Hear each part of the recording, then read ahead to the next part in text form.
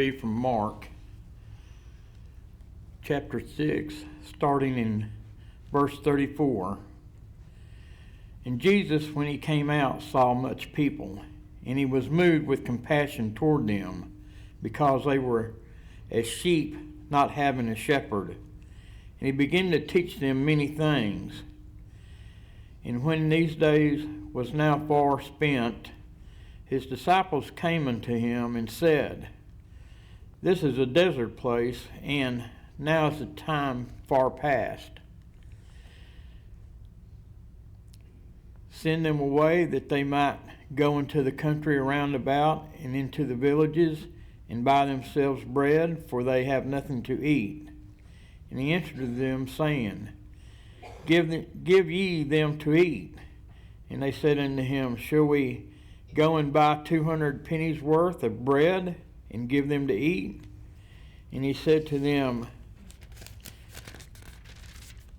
How many loaves have ye? Go and see.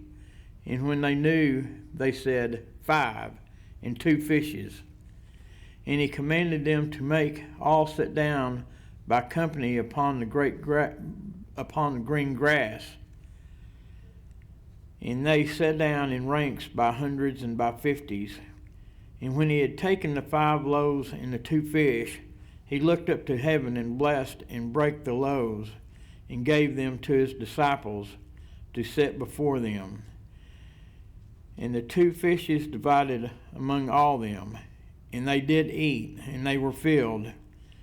And then they took up 12 basketfuls of fragments and of the fishes.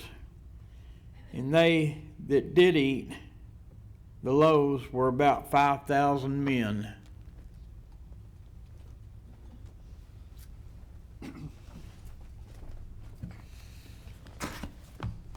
Good morning. I'm excited. Today we're going to talk a little bit about Jesus' ministry, and I think one of the key things that we have to learn from Jesus that affects our life is the ministry that we have in the world around us. And we all have a ministry. Whether our ministry is something public or something private, whether we're the one that always bakes a dessert for Wednesday night, and I appreciate those desserts that come in on Wednesday night tremendously, tremendously being the key word there, but I appreciate those desserts, or whether we're the one that makes sure the sound system works, or whether we're the one that cleans the carpet, or whether we're the one that has some great public work that we're involved in, or whether we're the one that does the simplest little things such as holding the door open, or maybe going to get somebody's car on a rainy day. Whatever our ministries are, let us do our ministries with all our hearts. I appreciate Randy's prayer wholeheartedly, because that's what we're going to talk about today, is the ministry of Jesus was wholehearted. He gave us all, and such should we do and be as well. You might ask, how do you define ministry? People have different ideas. Some would say meeting somebody else's needs with the resources you have. Somebody would say, well, attending to somebody else's needs and wants and to do the work of the Lord and represent Him. And according to Merriam-Webster, the definition is personal service, religious office, position in a church, service or duty, activity of a servant, duty, task, and support. Those are the different definitions that Webster gives. But it might include all those things we mentioned, but ministry is so much more. There are a lot of organizations in the world that do these things. There are plenty of places that will provide habitats for humanity or food for hungry people. There are places that provide medicine for people that need medicine, and there are organizations that provide clean water throughout the world, and they don't necessarily have any religious context whatsoever. But Christian ministry is more. In fact, it's one of those little funny things to me. It's ministry above everything else. That's how you read that right there if you want to read it properly, because ministry ought to come above everything else. Paul David Tripp wrote that personal ministry is not always about knowing what to say. It's not about fixing everything in sight that's broken. Personal ministry is about connecting people with Christ so that they're able to think as he would have them think, desire what he says is best, and do what he calls them to do, even if their circumstances never do get fixed. It involves exposing hurt, lost, and confused people to God's glory so that they may give up their pursuit of their own glory and live for his. I think he had a pretty good point there, and maybe we ought to understand that, because Christian ministry is not necessarily what we do, it's who we are. It's who we are. It's very basic. It's not optional. It's an obligation. It's not something we do in order to live. It's something we live in order to do. And we need to understand that so that we can realize the value of ministry. Maybe we could study Jesus' ministry a little bit and understand a little bit more about it. Peter says, "To this you were called," you, me, we were called because Christ suffered for us, leaving us an example that we should follow in his steps. Now, I know I took a little paraphrase with that, but the word you there is a plural you. It means me and you. And so I think we and us works very well when we talk about that, when we look at it and understand that. Jesus, when he began his ministry, was about 30 years old. And it doesn't matter where you read it and which translation you get it from. They all say he was about 30 years old, whether it's the English Standard, the King James, the New King James, the New American Standard, the NIV. They all tell us that he was about 30 years old when he began his ministry. Every day of his adult ministry, every day of his adult life was ministry. And we see that over and over again. And so we're going to look at one day and get a picture of what Jesus' life looked like a little bit. Heidi Baker, she and her husband Roland served for nearly 50 years, still do, in the mission fields in Mozambique in Africa. And here's what she had to say. She said, "I believe that Jesus would have given his life for just one person. Jesus emptied himself. He humbled himself, and so he yielded himself to his Father's love that he so yielded himself to his Father's love that he had no ambition of his own. He was not looking to build an empire. He did not want praise or adulation or to impress people with who and how many followed him. He stopped over and over again for just one person, for just one life." I think sometimes we try to get the big picture and we want to do the great things. We want to save the whole world. We want to save everybody. We want to save at least the United States. We want to save at least the state of Arkansas. We want to save at least Conway County or Morrilton or something like that. We want to do the big things, and we forget that Jesus did the big things by focusing on the small things. You can't do the big things first. You start off doing the small things, and then you do the bigger things. Our military is a perfect example of that, as are most of our sports teams. When you start off, you don't start off doing the great big things. You start off learning how to stand up. You start off learning how to run. You start off learning how to do what you're told to do. And as you grow and you learn to do what you're told to do, and as you learn to follow instructions, you become a leader. Because as you do those things, you grow and develop. And by the way, the little things lead to the big things. Same way in our Christian living. As we grow, we find that we've done some pretty amazing things. Celeste and I were talking before services about some of our young men that will be speaking on our Wednesday night series and how happy we are and how proud we are of how many there are. And she said, "Well, did you count Rod and Judd in that mix?" And I said, "Well, yeah, I did, but they're not on our Wednesday night list this year. But yeah, they're part of our group." And I said, "And I counted Jay Crow too." And she said, "Well, Jay didn't really grow up here, but he was here." And so we talked about that a little bit. And she said, "I wonder how many other churches can say they've raised that many up." And I said, "Well, I think the reason we've done it is because of you. Because of the encouragement the young men have gotten." Now, Lads to Leaders gets credit for helping to train them more effectively. But it's your encouragement that's allowed them to become who they are. It's the Bible class teacher that said, "Hey, you know what? You can be somebody special." It's the lady or the man who meets a young person back in the back and says, "I'm expecting great things from you." and encourages them. And you know what? Yes, it is the sometimes singing the same 4 songs every single Sunday night for a whole year so that our young people can learn and to lead singing. I think I lost you back there, John. I don't know what happened. I disappeared.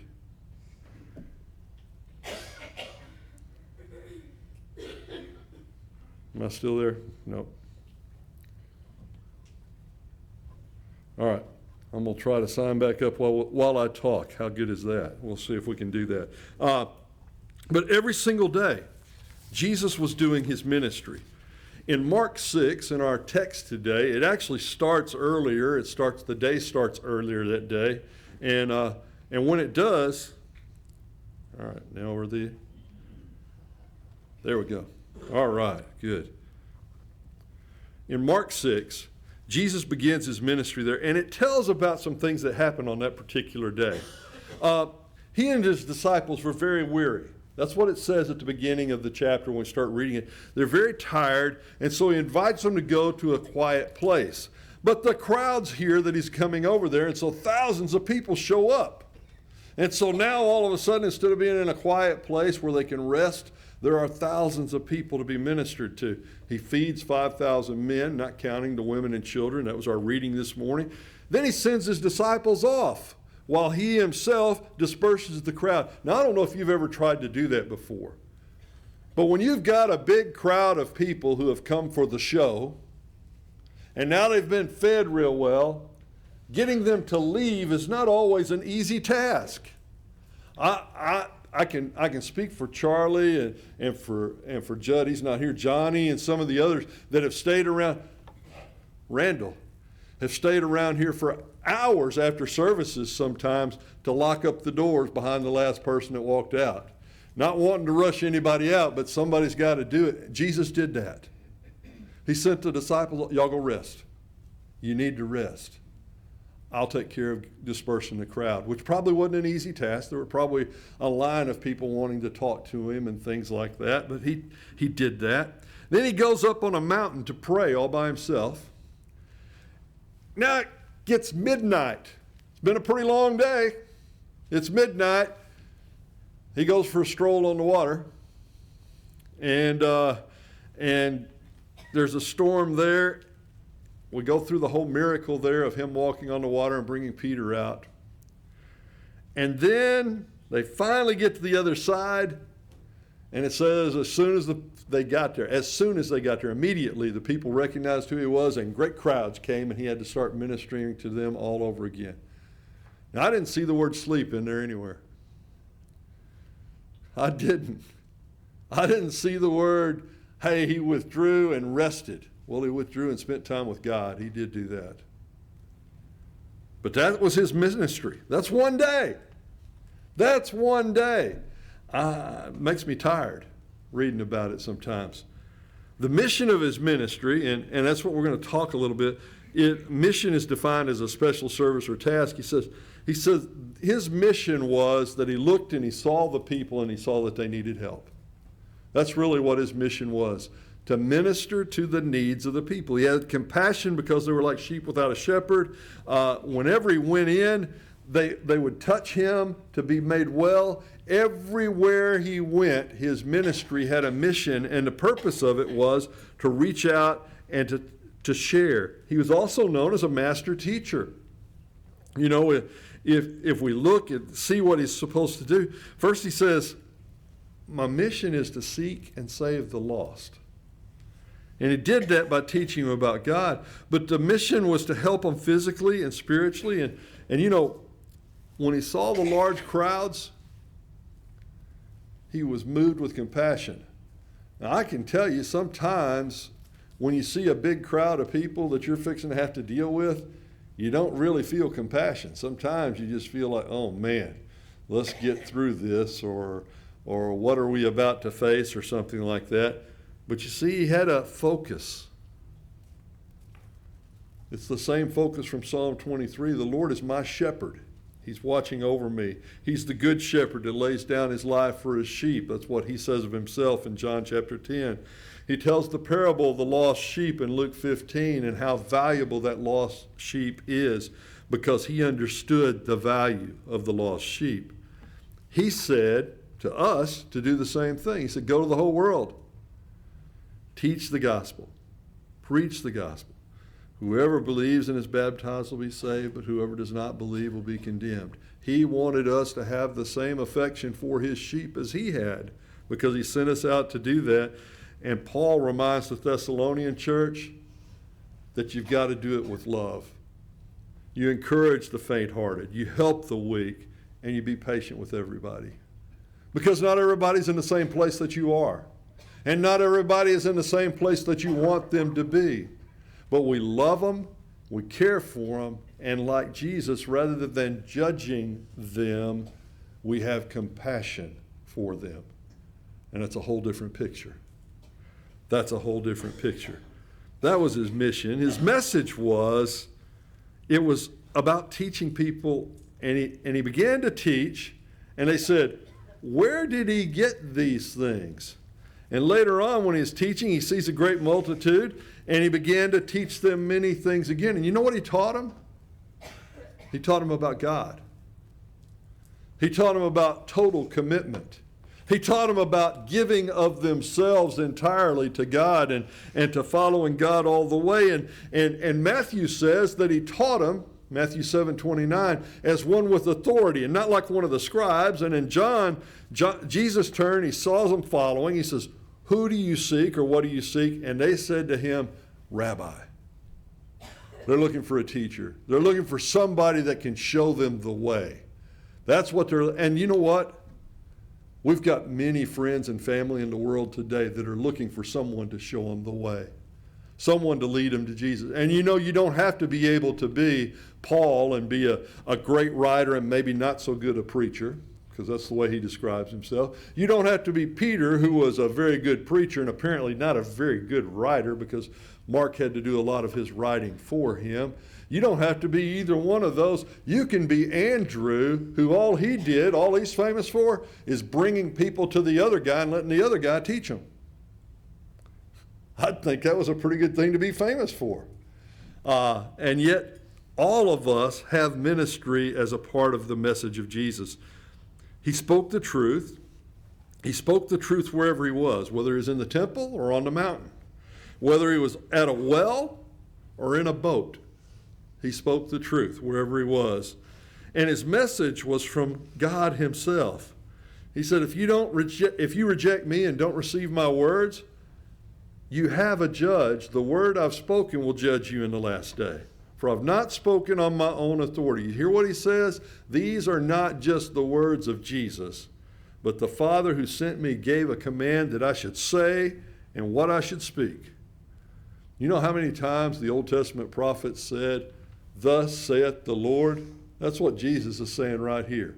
The things that I'm telling you are thus saith the Lord. They're straight from God. It's not something he made up. Therefore, whatever I speak, just as the Father has told me, so I speak. So that was his message all the time. And it can be summed up in just a few words. When they asked him what was the most important thing, he said, love God with all your heart. Love God wholeheartedly with all that you are and to follow him with all that you are. He said that was the most important part of his message. And the message of his ministry ought to be the message of our ministry, because that's what he told us. In Mark 16, go into the world and preach the gospel to everyone. In 2 Timothy 2, the things you've heard and seen from me among many witnesses, commit these to faithful men who will continue to teach others.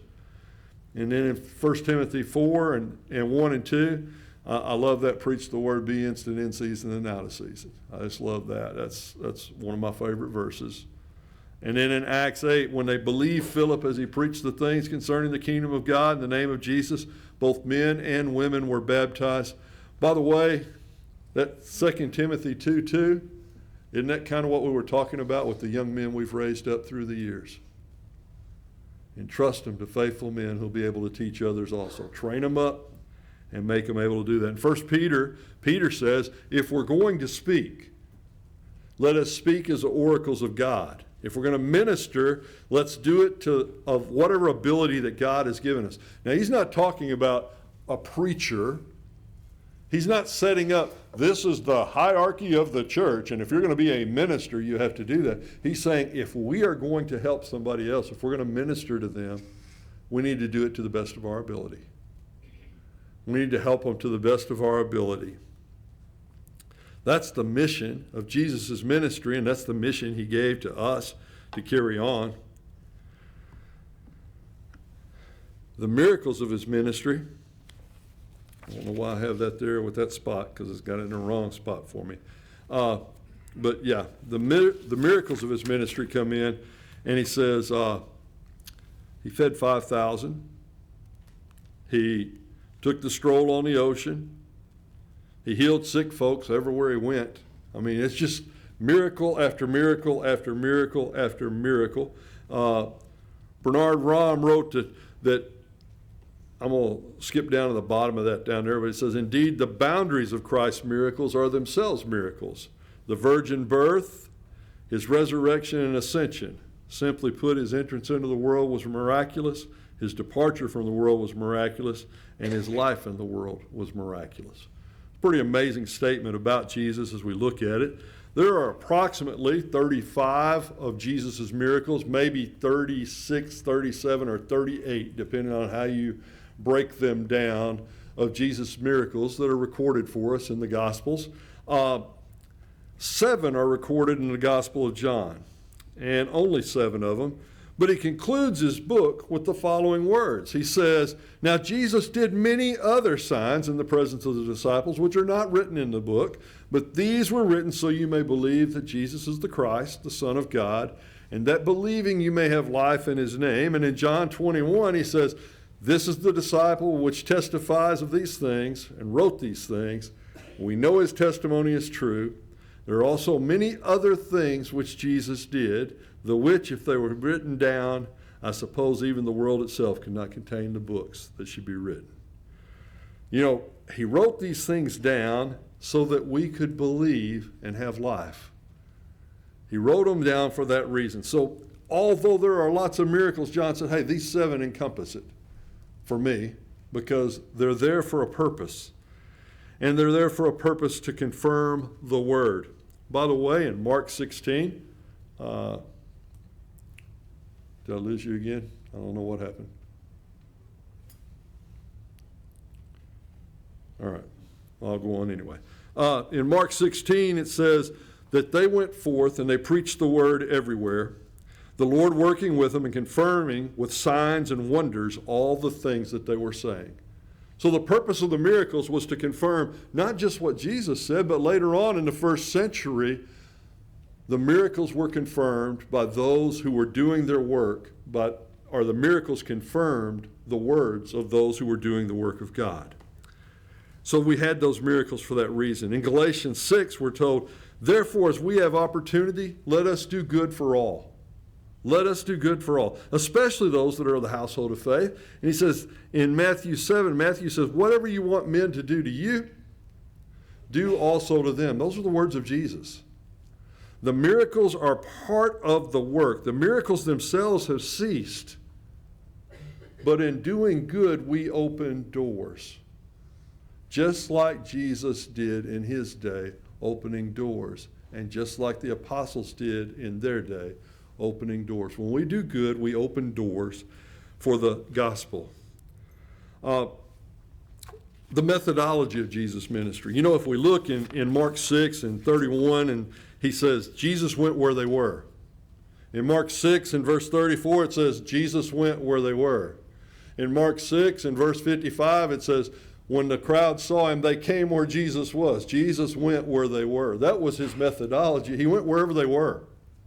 And he tells us that we're to go into the world, and wherever we go, we're to teach the gospel to whoever happens to be there. And so we go about that and we take care of that. If we want to be successful in our ministry, we need to use the same methods Jesus did. He spent time with people. He saw the needs of people and he responded accordingly to their needs. He had compassion on those that he ministered to. He had the heart of a servant. He was organized. One of the things he did, he got other people involved in his ministry. You know, he didn't do all the serving. He had the apostles do the serving. He's the one that provided the food, but he had them do it. His ministry went wherever he went. He wasn't a minister sometimes and not a ministry somewhere sometimes. He was always a minister.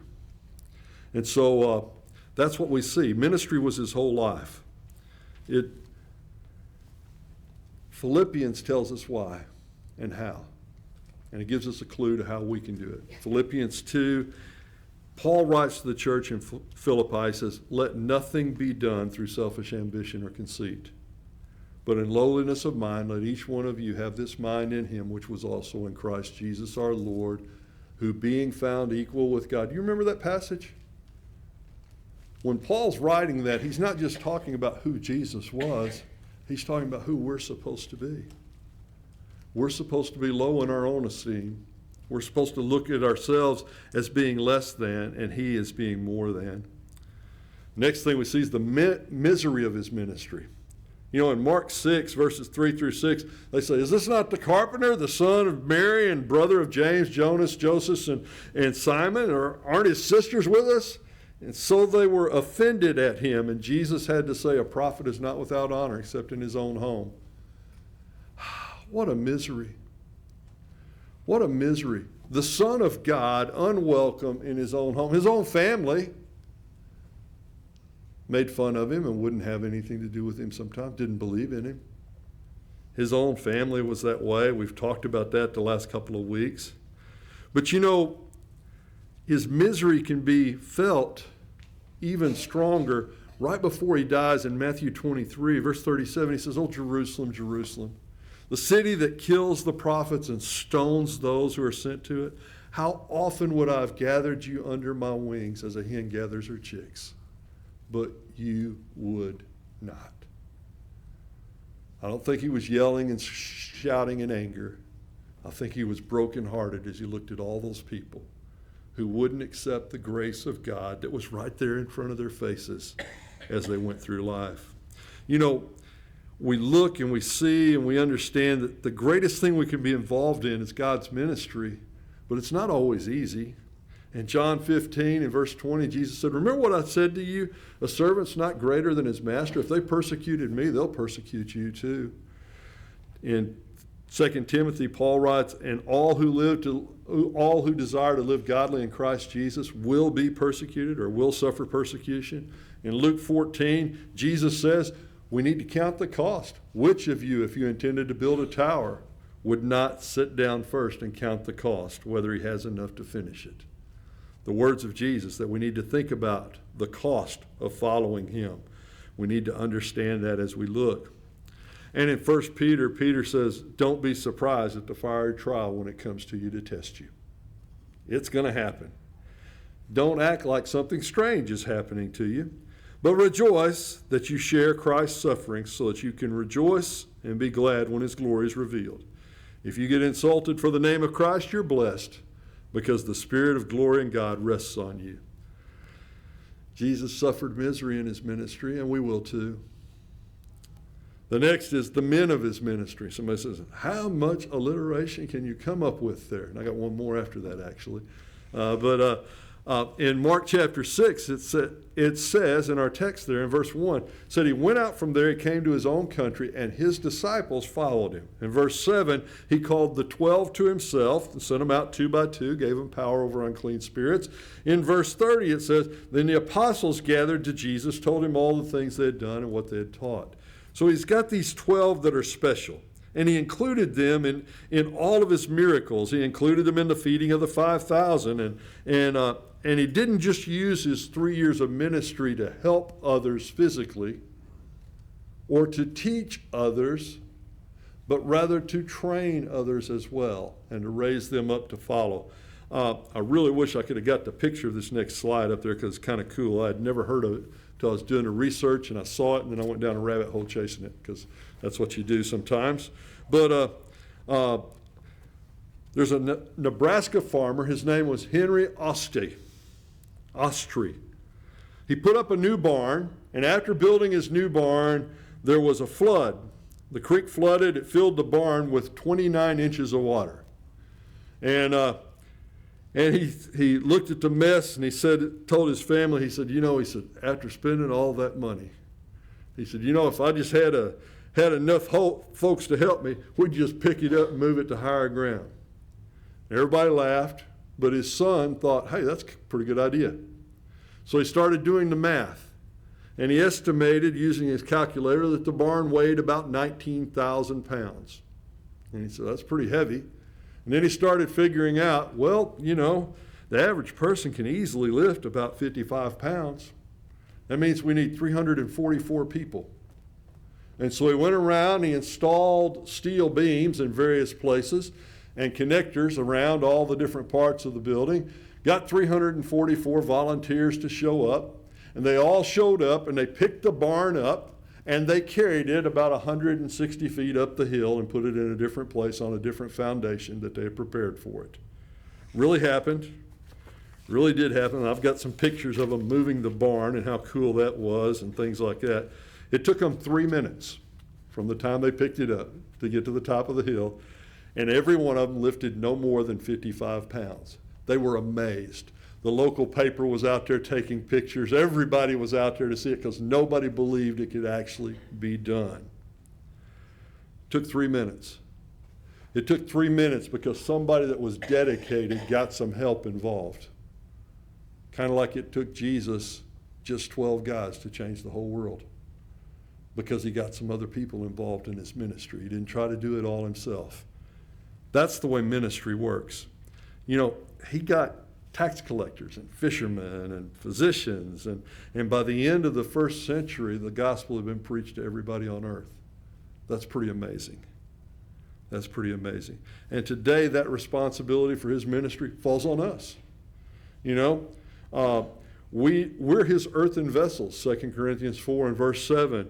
2 are better than 1. Ecclesiastes 4 says that, we can get more done if we work together, and we're to work together as one. Romans 12, 1 Corinthians 12, and every one of us has to do our own part. Ephesians 2 and verse 10 and 1 Corinthians 12.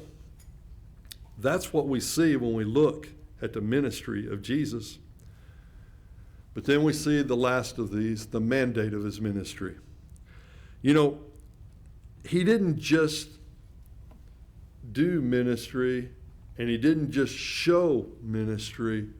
He told us to complete his ministry and to fulfill his ministry and to continue his ministry. We're mandated to do that. In chapter 6 and verse 37 of the book of Mark, he says to his disciples, you give them something to eat. And they're like, wait a minute. Are we supposed to go out and buy food and feed them? And Jesus is telling them, I'll provide the food, but you've got to distribute it. He'll provide grace, but we've got to teach people about it. He'll provide salvation, but we've got to lead people to him. He'll provide the word, but we've got to teach others. God takes care of all that. Jesus takes care of all those things, but we have to do something about it. As a matter of fact, Paul writes to the church at Corinth that we are ambassadors for Christ, as though God were pleading through us. That's who we are. As though God himself were pleading through us. And still today we do that. Still today we're involved in the ministry of God. Still today we're doing the work of Jesus. When he was hanging on the cross, in John 19 and verse 20, Jesus said, it is finished. And what he meant was the Old Testament was fulfilled. He did not mean that his ministry was over, because it was just beginning in so many ways. Because he had sent out good men to do it. And because they continued to do it.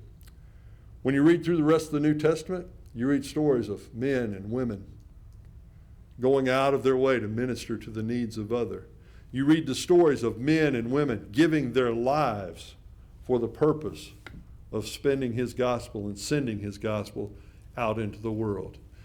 When you read the story of our church, You read the story of men and women who contribute in so many ways to ministry in this community, that poor people have food on their table, and other folks have a roof over their heads, and other folks have a nice deck that they can walk on, and some others have a ramp that they can get up, and some others have clothes on their back. And because of that ministry, we've had the opportunity that we've seen many, many, many come to Christ and be baptized into Christ for the hope of eternal salvation. Maybe that's where you're at now. Maybe it's time for you to be baptized into Christ, to become a child of God, and to commit your life. Maybe it's time for you to wholeheartedly recommit yourself to the Lord.